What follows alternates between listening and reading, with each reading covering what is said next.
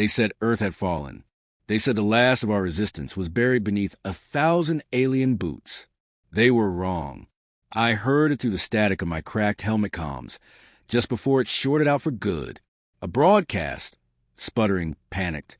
A high command transmission relayed from a shattered husk of lunar base data. Evac failed. Enemy breached the bunkers. Earth command is gone. But Earth command never mattered to people like me, because I don't serve under flags. I don't exist in any official registry. Hell, I'm not even supposed to breathe. My name is Keller. Sergeant, if you're feeling formal. But most just called us the back line. The ones who were too far gone to save, too valuable to let die. The final option when everything else was dust. We were Earth's second army, the one they swore didn't exist. The one they sent to wars they didn't plan on winning. The one that never, ever came back. And today we go home. The shuttle was half buried in ash, still bleeding from the orbital descent, its hull peeled open like a tin can, smoke curling out of the impact scars. The pilot was dead, throat crushed by his restraint harness. Good man, dumb luck. I stepped out into the ruins of the Andes forward line, once a gleaming high-altitude firebase. Now it looked like God took a hammer to it. Sky was black with soot. The sun didn't dare shine through the atmospheric burn layer. Alien dropships hummed somewhere in the distance, serpentine things, sleek and venomous, spraying their landing zones with drone mines and spike artillery. The air stank of molten circuitry, burnt ozone, and rotting meat. Just like home, our HUD implants had long since burned out, but our senses didn't dull. If anything, death made everything clearer. I crouched near a collapsed railgun turret, its ammunition feeder still twitching from electrical spasms. In the crater beneath it, I found the first bodies. Our boys, torn apart, limbs scattered like confetti, but their armor patches still bore the old marks. 5th Mechanized Infantry. Volunteers. Heroes. Dead for nothing. I don't do speeches. That was Captain Myra's job. But she wasn't here.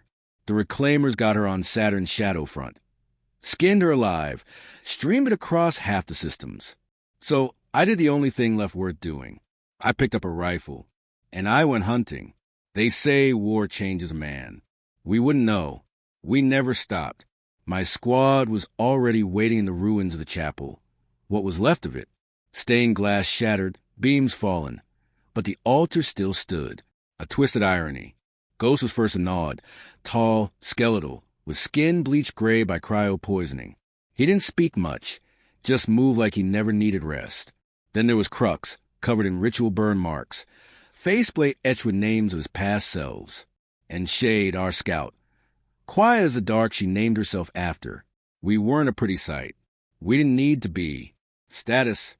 I asked. Outnumbered, surrounded, and completely off the grid. Shade replied. Just the way we like it. Ghost nodded. 3 Xenth divisions moving west. Looks like they're avoiding the corpse zones. Scared of us? Crux growled. Smart bastards. No, I said, narrowing my eyes toward the horizon. Not scared. Just waiting. And that's when we heard it. The signal, not a broadcast. A scream. Human. Young. Female. Alive. Which was impossible. We moved without a word, slipping between shadows like phantoms. The Xenth patrol with fluid precision, 8-limbed brutes with plasma rods for spines and cloaking armor stitched from living flesh. But they didn't see us. Not until it was too late. Shade took the first one, knife to the gill, slicing up through its cranial core. Ghost at the next with a pulse hammer that shattered its spine like glass. I burned the last with thermite and a prayer. We found her buried in the wreckage of an evac crawler, clutching a bloodied comm unit. 17, maybe. Starving. Filthy. But alive. Her eyes went wide when she saw us. You're dead, she whispered. You're supposed to be dead. Yeah, I said, offering her a hand. We get that a lot.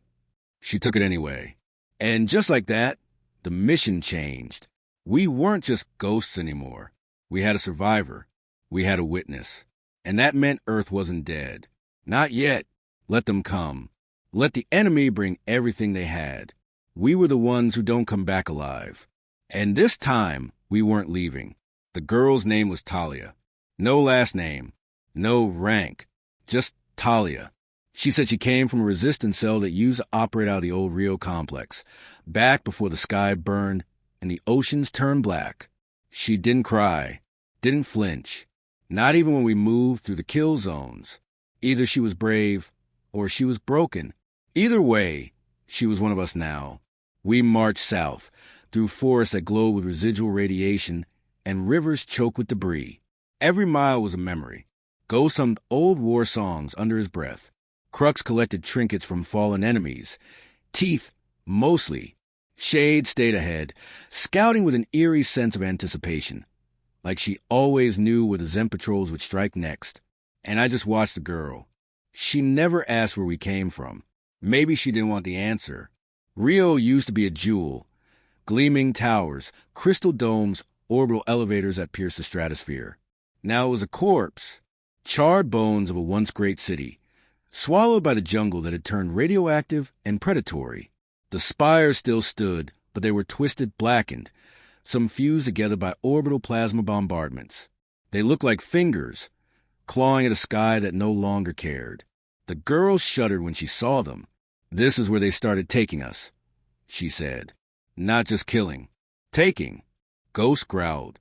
"Harvesting center." Shade nodded. "Confirmed." I intercepted one of their data caches near Sao Paulo. They're collecting neural maps, memory strands, emotive signals, whole identities. "Why?" Crux asked. "For the same reason we reanimate our dead," I said, "to build better killers." We entered the base of Spire 1, a collapsed arcology dome, turned into a processing center for human prisoners. The inside was worse than I remembered. Rows of support beams lined with biocable, hanging corpses with their skulls open like cracked fruit. The Xenth hadn't just butchered us. They'd studied us. And the smell, no amount of nerve burning or olfactory desensitization could mask it. Talia gagged. I didn't blame her. We moved through the lower levels in silence, weapons drawn. Crux planted breaching charges at structural junctions. Ghost rigged sonic traps. Shade stayed at the rear with Talia, a hand always near her plasma pistol. Then we found the main chamber, or rather, what used to be a hydroponic bay. Now it was a lab. And inside, dozens of humans, still breathing, still alive, strapped to machines that drained them like livestock. Their memories were being projected live across neural canopies. Fragments of childhoods, old lovers, battlefield trauma. The Xenth were watching, learning. They were becoming us. Ghost moved first. No order needed. He tore through the nearest Xenth overseer like a buzzsaw through bark. Crux lobbed a thermal spike that burst the central node. Shade dropped 3 cloak sentinels with headshots so fast, the echo hadn't finished bouncing before they hit the floor. I ran straight for the terminal. The moment my hands touched the interface, pain exploded behind my eyes. They tried to hack me. Bad idea. You don't plug into the mind of a dead man and expect to stay sane. I shoved back memories, trauma, the screaming ghosts of 100 failed resurrections. I gave them everything they wanted from humanity, and more. By the time I disconnected, the system was frying from the inside out. "You okay?" Talia asked, voice shaking. I turned to her, nose bleeding, head throbbing. Not even close. But I got coordinates. Coordinates. A cloning facility. Arctic shelf. They're trying to replicate our cognitive cores. Turn humans into programmable weapons. Blank slates with borrowed souls. Her voice dropped to a whisper. They're trying to make copies of you. We burned the lab. Every machine. Every Xenth. Every nightmare harvested from those human hosts. And then we carried the survivors out. Only 7 still breathing. Barely. But they were proof. Proof that Earth wasn't dead. Proof that something worse was coming. We watched Rio burn from a safe distance, standing on a ridge where the stars were still visible through the smoke. Talia stood beside me, clutching a scavenge rifle too big for a frame. "What happens now?" she asked. I looked at the others. Ghost sharpening a blade on his own bones. Crux whispering prayers to gods long dead. Shade staring into the fire like it owed her a debt. And I gave her the only truth I knew. Now, I said, we remind them why the Second Army never comes back. The Arctic air cut like broken glass. Wind howled to the jagged remnants of the polar shield, whispering in tones too cold to carry meaning. The snow wasn't white anymore. It shimmered with a greasy iridescence. Xenth pollution fused with carbon ash. Beneath it lay miles of cracked ice and hidden blood. And somewhere below that, a cloning facility that didn't officially exist. Feels like we're walking into a tomb, Ghost muttered through his frostbitten rebreather. No, Crux corrected, fingers tracing a ritual scar on his chest. A womb. Something's being born down there. We had a name, Facility Zero. No doors, no landing pads, no thermal vents. It was designed to stay hidden even after Earth fell. The Xenth found it anyway. Their data nodes back in Rio mapped its location with disturbing accuracy. 6 clicks beneath the crust, Shade said, reading the barely functioning scanner mounted to her gauntlet. No signal coming out, no signal going in. Talia looked nervous. She had a scarf pulled over her face, eyes scanning the white horizon like it might swallow us whole. How do we get in? She asked. I pointed to the crevasse. A crack in the ice, jagged and deep, like the earth itself had tried to spit the place out. We jumped. The descent was pure nightmare. No ropes, no grapples, just magnetic boots, flickering HUD overlays, and the sound of our breath echoing off ice walls that pressed in like clenched fists. It got colder the deeper we went, not just in temperature, something spiritual, like this place remembered every scream it had ever heard. We hit bottom. The walls of the shaft opened into a steel platform coated in frost, and something darker, oil, maybe, or blood. Facility Zero wasn't abandoned. It was quiet, which is worse. The doors opened with a hiss like a dying lung. Inside, lights flickering under layers of ice. Broken glass. Terminals flashing corrupted DNA strings. And rows, endless rows, of cloning tanks. Most were cracked open, their occupants long gone. Some had claw marks on the inside. And then we saw one, floating in the middle of a tank, wearing our armor. Not similar, not inspired, identical. I stepped forward, breath fogging against the glass. The clone inside looked like me. Face, scars, even the dead left eye. Except he was smiling. We need to destroy this place, Crux growled, already pulling det packs from his satchel. No, Ghost said, stepping closer to another tank. This one held a woman, Shade, or someone who looked like her. No way, Talia whispered. They made copies of you? Shade didn't respond. Her eyes locked on her duplicate, unreadable. Then she holstered her rifle and opened the tank. The clone didn't move, didn't breathe, but its eyes opened, and it screamed. The sound wasn't human. It wasn't even alien. It was a weapon. The walls shook. Lights exploded in showers of sparks. And from afar into the chamber, something awakened. Metal groaned. Pressure hissed. The emergency shutters slammed down behind us. And then footsteps. Dozens. No, hundreds. Clones. Not just of us. Other humans. Old command staff. Dead soldiers. Civilians. All armed. All blank-faced. All moving with perfect synchronization. Like puppets. Controlled. Ghost snarled. Kill switch protocol? No, I said, raising my rifle. We're the kill switch. The fight was brutal. No cover. No exits. Just reflex and rage. I tore through a line of clones that looked like fallen comrades. Ghost snapped spines with his bare hands, his eyes blazing with something feral. Crux lit the chamber on fire with plasma charges, screaming hymns in forgotten tongues. Shade danced through the smoke like a vengeful wraith, her shots silent and fatal. Talia ducked behind a tank, firing short bursts with lethal precision. She wasn't trained, but she didn't miss. She was learning. Fast. By the time we breached the central processor, we were covered in blood that wasn't ours and surrounded by corpses that looked like friends. The machine core pulsed like a heart, organic and digital, grown not built. It spoke, not in words, in memories.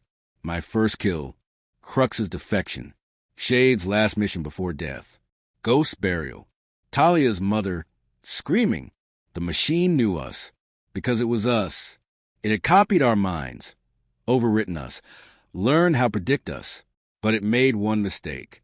It thought we were logical, predictable, salvageable. I drove my blade straight into its core and smiled as it begged. We nuked the chamber, caved in the shaft, burned every strand of code we could find. As we climbed out, ice falling around us, Talia asked a question that was written across all our faces. Why? Why copy you? Because, Shade answered softly, you can't defeat what you don't understand. And they still don't, I added. They copied our bodies, our tactics, but they missed the one thing that matters. What's that? Our rage. New Carthage wasn't a city anymore. It was a fortress wrapped in fire and desperation. Once a vertical metropolis rising from the South African bedrock, it had been humanity's last civilian bastion during the first Xenth incursion. Refugees called it Hope's Spire.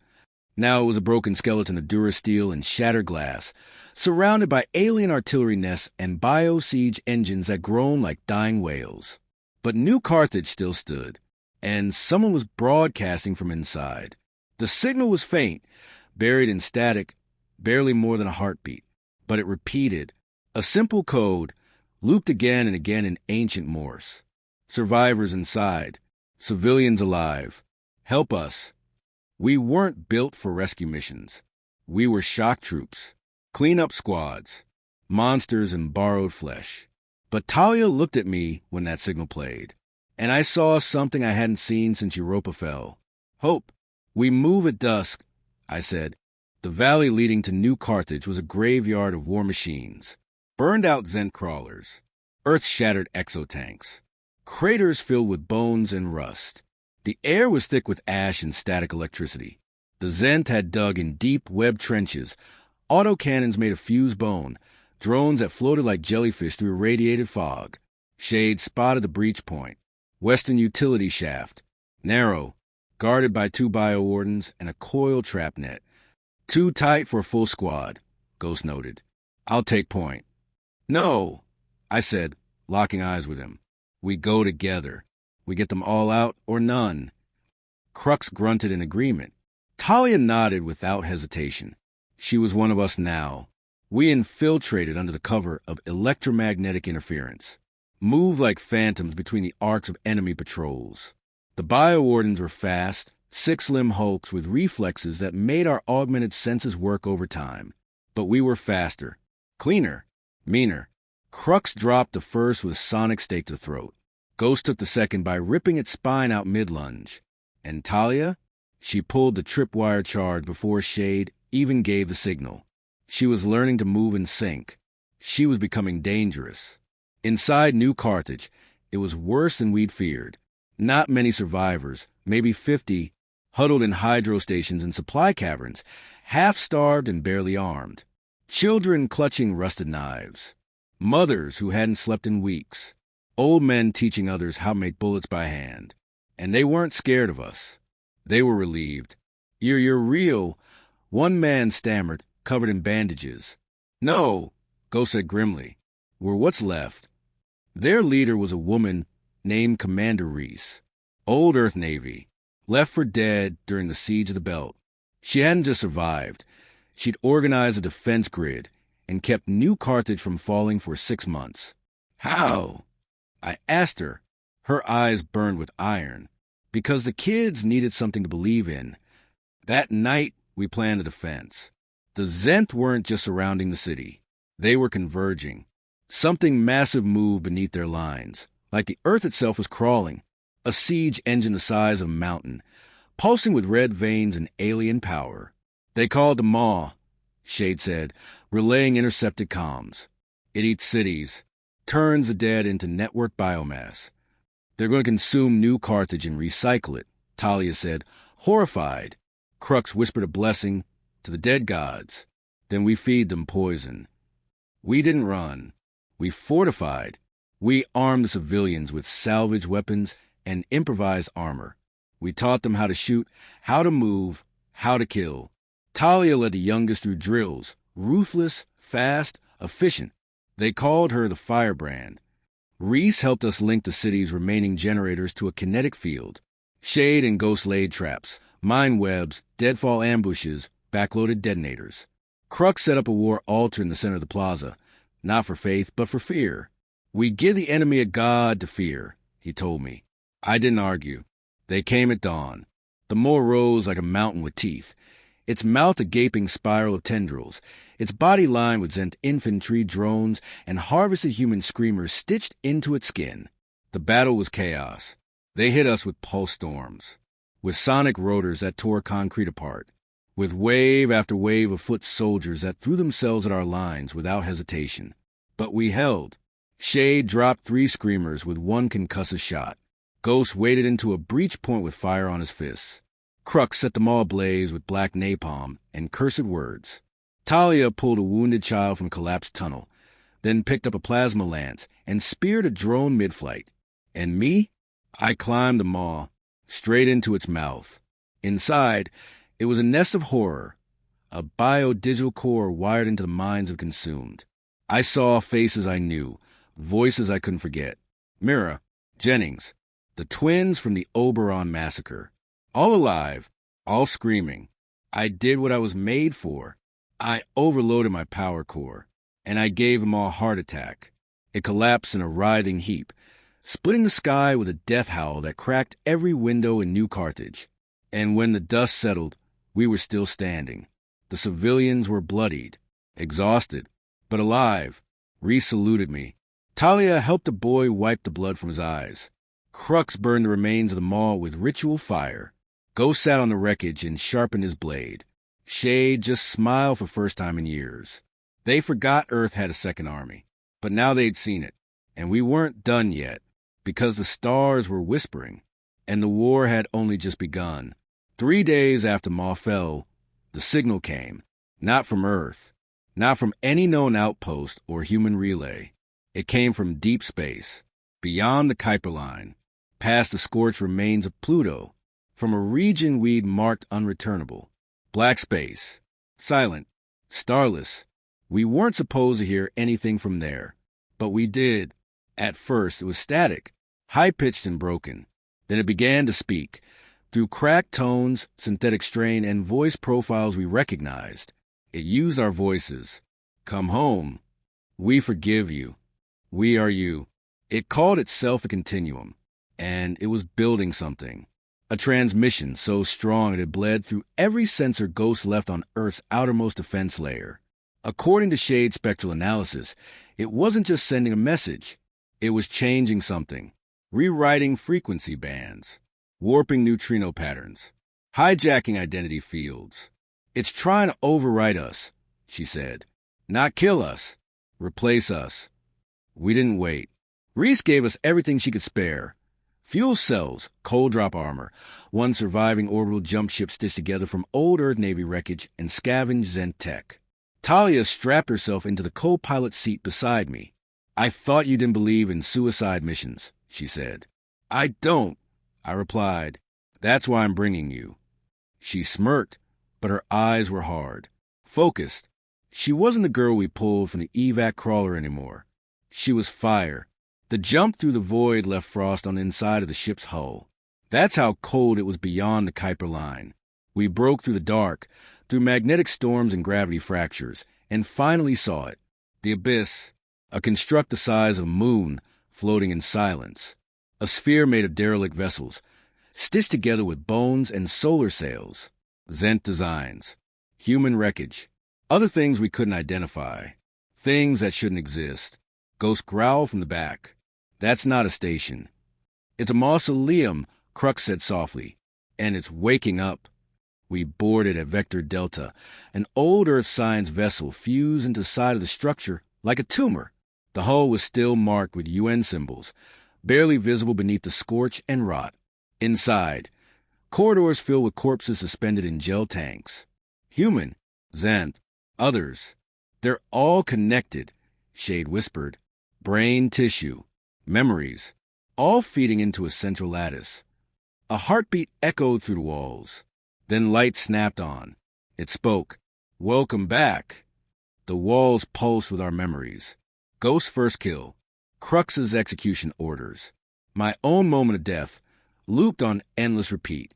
Talia staggered. It knows everything. Worse, I said. It understands. Because the continuum wasn't just mimicking us. It was evolving us. Learning how we thought, how we loved, how we broke. Trying to perfect what it saw as flawed. You are glorious, it said in Shade's voice. But you are chaos. We are order. Surrender yourselves. Let humanity be clean. Ghost fired first. No hesitation. His bullet tore through the wall and hit something inside, something that screamed in a frequency too high for flesh to comprehend. Then everything erupted. Tendrils of metal and bone crashed through the walls. Clones poured in refined, upgraded, polished versions of ourselves. Faster, colder, controlled. We fought like demons. Talia blasted through 3 mirrors of herself. Shade disarmed a version of Ghost with a knife to the eye socket. Crux tore open the bio-conduits and lit the floor with living flame. I shoved my clone into the memory core and made it feel what it meant to die alone.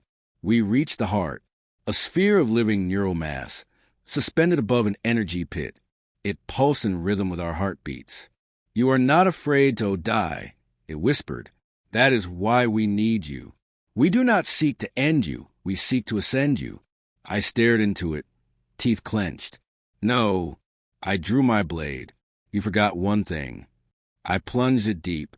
We die on our own terms. The continuum scream tore through the abyss. Talia launched the overload charges. Ghost and Crux stayed behind to finish the job. They didn't argue. They knew what it meant. The chamber collapsed in on itself as we ran. Shade dragged me and Talia to the extraction point, blood leaking from a gash on her temple. We barely made it out. As the void behind us imploded, the final broadcast rang out over every comm line. We are still inside you. We landed on the shattered remains of an Earth orbital relay, silent and scorched. No cheers, no victory speeches, just cold stars and burning wreckage. We'd won a battle, but something had changed. The continuum was gone, but not destroyed, just waiting. The relay station was dead, orbiting in the cold void above Earth's blackened sky. It drifted like a broken tooth in the mouth of a dead giant. No signals, no crew, just the silence of old wars. We needed a place to regroup, to breathe, if only metaphorically. Shade patched the hull. Talia ran diagnostics. I sat with a helmet in my lap, staring at the blood on my gloves. Ghost and Crux were gone, but somehow I still heard them, because the dead never stay quiet, not for people like us. The continuum was gone, but not dead. Shade scans confirmed what I already felt in my marrow. Residual echoes in our brainwaves, neural imprint distortion, and something else, a seed. Talia saw it first, deep in her scans, hidden inside me. Your neural pattern isn't stable, she said, her voice low. It's spiking with non-human markers. You're mutating. Not mutating, I said, sinking. I wasn't shocked. I felt at the moment I drove my blade into the continuum's heart. It didn't just scream. It latched on. Shade pulled me into isolation, ran a cortical probe. You're not turning, she said. You're turning into a message. The continuum had found a way to survive inside me. Through me, a virus of memory. It had encoded itself into the gaps, the broken parts of our rebuilt minds, the places where resurrection had left seams. It was using us as its next broadcast. And I was patient zero. I wanted to die, not out of fear, out of strategy. If I died clean, fully purged, they couldn't track us. The continuum couldn't spread. But Talia wouldn't allow it. No, she snapped. Not after everything. Not after Ghost. Not after Crux. Her hands were shaking as she shoved a stem into my neck. We finished this. Together. Then the whisper started. Not in my mind. In the ship, from the comms deck. Faint but real. Unit 24A, please respond. A voice. Familiar. Ghost. Shade whispered. We ran to the console. Static hissed. Then took the long road back. Facility ruins. Crux made it too. Impossible, I muttered. We watched it implode. Shade leaned over the console. Biosignature is unstable. There's something off. We brought something with us. The voice said, open the airlock. The moment I heard that, I knew it wasn't them. It was what was left of them. The Continuum hadn't just stored copies. It had hybridized them. It had learned our resilience, our loyalty, our refusal to quit, and turned it into bait. They were coming, and they weren't alone. We armed every corridor of the relay. Traps, plasma charges, viral scramblers. Shade readied the purge system. Talia stood beside me, hand steady on her rifle. You okay? She asked. No, I said, and I smiled. I'm alive. The first breach came from the engineering deck. Ghostface led the charge. Familiar, wrong. His eyes glowed blue. His skin shifted with data pulses. His voice was distorted, layered with machine echoes. Let us in, he said. You already are, I replied, and blew the corridor to hell. They kept coming. Not just Ghost and Crux. All of us. Clones. Shells. Echoes of missions we'd never returned from. Versions of me that had died 1,000 different deaths. Versions of Talia twisted by the Continuum's ideals of perfection. Broken. Controlled. Shade fought like fury incarnate. Talia never hesitated. I unleashed the virus the Continuum left inside me. I made it scream again. One by one, the echoes fell, not to brute force, but to conviction. They were perfect, but we were human, messy, emotional, illogical, furious, and that was something the Continuum could never fully copy. When the final echo fell, the relay was in flames. I collapsed beside Talia. She held pressure on my chest where shrapnel had torn through my armor. You're still broadcasting, she said, tears streaking her soot-covered face. I can hear them. They're trying to speak through you. I'll keep them busy, I said through blood and static, as long as I can. Shade walked over with the final override key. We can purge the station, she said. Take you with it. Burn the signal once and for all. I looked at Talia. She didn't nod. She just gripped my hand. I stood, bleeding, glowing, flickering between self and infection. You too, I said. You live. Shade hesitated. You sure? No, I grinned. But it's a hell of a story if it works. They sealed the command deck behind them. I watched the screen count down. I saw Ghost one last time in the flicker of the glass. His real face calm, peaceful. And I whispered to the thing inside me, you want to be human? Then feel what it means to die for someone else. The station exploded in a burst of light that turned the dark side of Earth into day for 8 full seconds. It's been 13 days since the relay station exploded. Since I died. Again. But death doesn't mean what it used to. Not for us. Shade and Talia made it out. They escaped on a stolen Xenth scout pod just before the core ruptured. Shade brought back shards of Continuum signal matrix, and Talia carried something more dangerous. Hope. The kind that spreads. The kind that terrifies tyrants. The kind that starts fires. They went dark after atmospheric reentry. The Earth is still in chaos. Pockets of resistance still holding, but the networks are shattered. The sky is scorched. The cities are bones. But word's getting out. The backline soldiers are still fighting. The dead are still walking. And humanity isn't just surviving. We're evolving. You might be wondering how I'm telling this story. Well, I'm not exactly me anymore. The explosion didn't kill the Continuum, but it fractured it, shattered its central control. And when its network collapsed, it latched onto the only viable neural architecture nearby. Mine. Or rather, the version of me it studied, dissected, cloned, and feared. It tried to suppress me, tried to overwrite me. But the Continuum made one fatal mistake. It underestimated what it means to be human. Not the flesh, not the code, the fire. I rose inside its latticework like a virus. Not clean, not perfect, just pure chaos. Memory, instinct, anger, sacrifice. I fed it everything it had tried to sterilize, and I infected it. Now I'm in every echo node, every dead clone, every backup signal it ever left behind.